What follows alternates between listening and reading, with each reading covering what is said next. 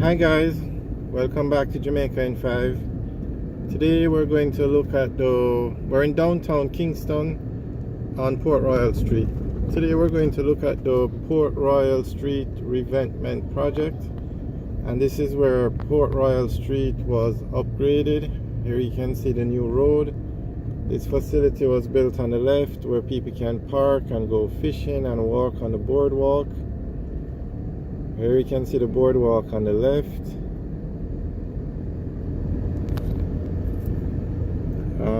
This project, only the white lines are left to be put on the road and some street lamps to go up on the left. Where you see those pipes coming out of the ground, that's where the street lamps are going to go.